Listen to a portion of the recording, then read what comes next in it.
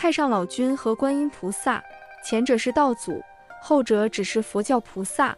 按说前者的地位远在后者之上，但西游世界中却并非如此。原著第6回，孙悟空大闹天宫，观音菩萨前往天庭打探情况。当时玉帝和太上老君、王母娘娘率领众仙齐聚凌霄宝殿。观音菩萨进入凌霄宝殿后，书中如此写道：菩萨引众同入里面，与玉帝礼毕，又与老君、王母相见，各坐下。西游世界是个非常注重尊卑等级的礼制社会，观音菩萨的地位不如贵为三界之主的玉帝，故而他见到玉帝后需要行礼。可是他见到太上老君却只是打声招呼，可见他是和太上老君同段位的大神。而对于太上老君本人，显然也认可观音菩萨的地位，故而对观音菩萨礼让3分。观音菩萨得知孙悟空大闹天宫，10万天兵天将也不是他的对手，于是向玉帝举荐二郎神出战。二郎神率领梅山兄弟以及1200草头神杀的花果山，与孙悟空和花果山众猴展开激战，杀的花果山众猴损失惨重，孙悟空也被二郎神和梅山兄弟团团围困。当此之时，观音菩萨和太上老君出南天门观战，见二郎神虽然困住了孙悟空，却一时不能擒拿，提议出手助他一臂之力。太上老君忙问：菩萨将甚兵器，怎能助他？太上老君称呼观音菩萨，不是直呼其法号观音，而是客客气气地尊称菩萨，足见他对观音菩萨的礼敬。说到这里，大家想必很好奇，太上老君贵为道祖，为何要对观音菩萨礼让3分？有人认为，观音菩萨虽然名为菩萨，但实际地位比灵山大多数佛还高，因为他还有一个更强大的身份，正是七佛之师。原著应酬见那回，观音菩萨下界助孙悟空降服小白龙，并让他变作白马充当唐僧的坐骑。没想到孙悟空非但不感激，反而因紧箍之事大发牢骚，其中便提到：你这个七佛之师，慈悲的教主，为什么用这种办法来害我？观音菩萨的七佛之师可不像孙悟空的齐天大圣，不过是个徒有虚名的荣衔，它的含金量非常高，故而连贵为地仙之祖的镇元子也要向观音菩萨行礼。但事实上，七佛之师的身份固然显赫，但还不足以让太上老君对观音菩萨礼让3分。毕竟七佛之师的身份再高，也是佛教集团的一员，而太上老君在三界的资历比作为佛祖的如来还高。灵山有一位深居简出、资历极高的佛祖，正是燃灯古佛，他是灵山集团上任掌门人，又被誉为上古七佛之首，资历显然在观音菩萨之上。可是太上老君对待燃灯古佛也未必有观音菩萨这么礼敬。太上老君要对观音菩萨礼让3分的真正原因，是因为观音菩萨还有一个更显赫的头衔，这个头衔之大，纵观三界能与之相提并论者屈指可数。这个头衔正是五方五老之一。所谓五方，是指三界5大地狱，分别是东胜神州、西牛贺州、南赡部洲、北俱泸州，以及4大部洲中间的仙岛。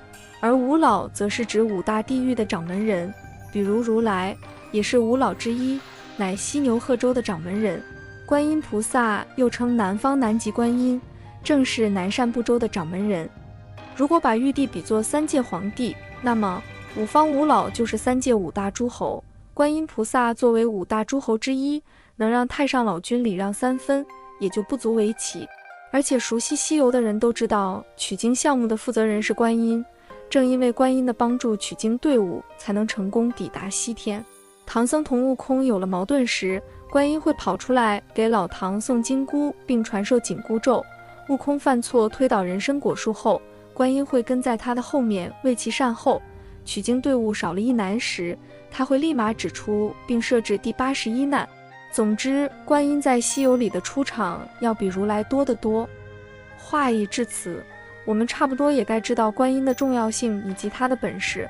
他都这么厉害了，有没有什么更加厉害的亲朋好友呢？比方说，观音的母亲是谁？为了解开这个谜团，我们来看看西游世界里是如何设定的。悟空一行人在路上走累了，就连八戒都快被担子压弯了腰。然后他们发现前方有一家家底殷实的宅子，看来他们可以不必风餐露宿，能好好的休整一晚。接着他们就过去敲门，大多数人看到他们的模样都要喊上一句：我天，哪来的妖怪？然后东奔西走找捉妖师。但是这间宅子的主人心理素质不是一般的高，不但没有被他们吓得飙血压，还要在他们几个人里面择一良婿，然后将万贯家财赠与他们。别说悟空他们起不起疑，就连我们都会感到不可思议，他们莫不是走了狗屎运？怎么好事尽往他们的脑袋上砸呢？亦或是他们遇到的是妖怪？这么说只是为了稳住他们？猜测这么多，倒不如翻看一下原著，看看老吴是如何解释的。骊山老母不思凡，南海菩萨请下山。普贤文书皆是客，化成美女在林间。这句诗解开了我们心中的疑惑。这个早年丧夫的大娘是骊山老母所化，而她口中如花似玉的三个女儿真真、爱爱还有连连，则是观音菩萨、文殊菩萨和普贤菩萨幻化而成，为的就是测试取经成员有没有像佛之心。能够被观音尊称为母亲的骊山老母究竟有何特殊身份呢？观音总不可能随便变作别人的女儿吧？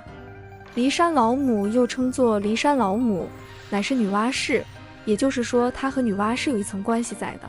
既然和女娲有联系，观音自然不敢在人家的面前托大，就连如来都不能够越过骊山老母。如来在西游中是道教的五方五老之一，而更早的元杂剧《西游记》里，骊山老母就是孙悟空的一姐。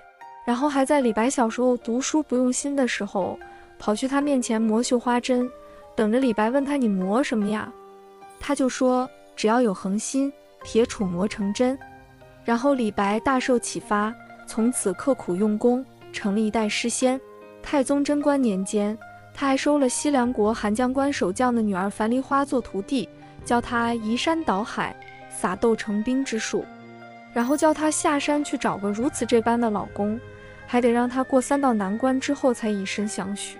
据薛丁山征西记载，樊元帅俗名樊梨花，唐太宗贞观年间人，父樊洪为西突厥寒江关守将，兄长樊龙、樊虎协助镇守。樊梨花自幼随骊山老母习艺，历时8载，道法高强，不仅具有移山倒海、撒豆成兵之法，更配有诛仙剑、打神鞭、混天棋盘、分身云符及乾坤圈等各种宝物。当一程下山之际，骊山老母告知曰，将嫁与大唐将军薛丁山协助征西，并与前世姻缘，汝二人为玉皇上帝驾前之金童玉女。某日天界蟠桃大会上，因动思凡之心，于嬉闹之间，金童不慎击坏琼瑶，而玉女也将水晶瓶打碎。玉皇上帝盛怒之下，便将予以处罚。斯时南极仙翁趋前禀告，金童玉女尚有夙缘未了，建议将2人贬下凡间，结为夫妇以了前缘。樊梨花兵至寒江关时，其遵从师命开关降唐，并与薛丁山结为连理，协助大唐继续平西。于薛仁贵身亡后，继任征西大元帅，终至西凉之乱米平，因居功厥伟，唐高宗时加封为威宁侯。不过在西游平顶山故事中，银角大王曾告诉孙悟空，当年天漏了一个洞，老君化为女娲，炼尸补天。从这段话我们可看出，在西游世界中，老君是最大的，补天也是他做的，女娲就是他的一个化身。这样一推理，骊山老母与他又有很深的关系。以上就是今天的内容，喜欢请订阅、点赞、转发，感谢观看，我们下期见。